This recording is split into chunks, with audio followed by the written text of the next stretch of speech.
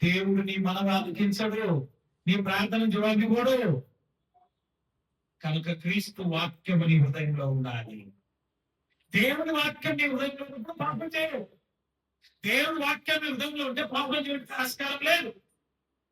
అందుకే ఆయన అంటున్నాడు కదా, నేను పాపం చేయకున్నట్లు నీ వాక్యము నా హృదయంలో భద్రపరుచుకొని ఉన్నాను. ఇంట్లో బంగారు సొమ్మును భద్రపరుస్తా, విలువైన వస్తువులు భద్రపరుస్తా. దేవుని వాక్యాన్ని మనము హృదయంలో భద్రపరచుకోవాలి. దేవుని వాక్యాన్ని మనం హృదయంలో భద్రపరచుకోవాలి. కనుక ప్రియులారా, దేవుని బిడ్డలారా గమనించండి. దేవుని వాక్యాన్ని నీవు భద్రపరచుకోవాలంటే నీ హృదయాన్ని కాపాడుకోవాలి కదా.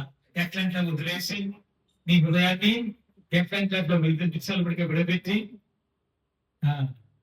ప్రభు వాక్యానికి చోటు ఇవ్వకుండా ఐకికమైన విషయాలని, ఐకికమైనటువంటి విషయాల మీద మనసు పెట్టుకొని నీవు నీ హృదయాన్ని పాడు చేసుకుంటున్నావు. మరి పాపం కాదా? దేవుని దృష్టిలో నేను ఎలా ఉన్నాను పరిశీలించుకో. ఒకవేళ ప్రభు వచ్చి చూస్తే దేవుని బిడ్డలారా నీ పరిస్థితి ఏంటి?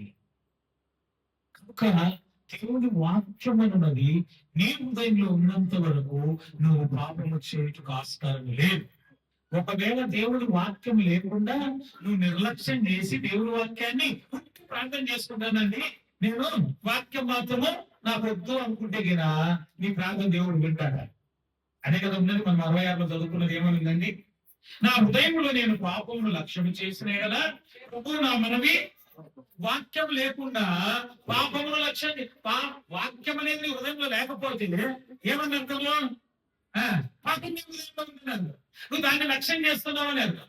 నా కోపం ఉందండి, నాకు దోషం ఉందండి, ఎందుకో సడన్ గా నా కోపం వస్తుందండి, ఎందుకో ప్రార్థన చేసుకోబుద్ధి కాదండి, కాదండి, పాత్రలన్నీ జ్ఞాపకం వస్తుంటాయండి అని అంటూ ఉంటారు చూడండి.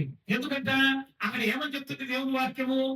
నీ వాక్యం ఉన్నప్పుడు పాపం చేసిన అవి రావు నీ దృష్టికి, అవి ఆలోచనకు కూడా రావు. నీకు నీ తలంపులకు రాకుండా దేవుడు చేస్తాడు.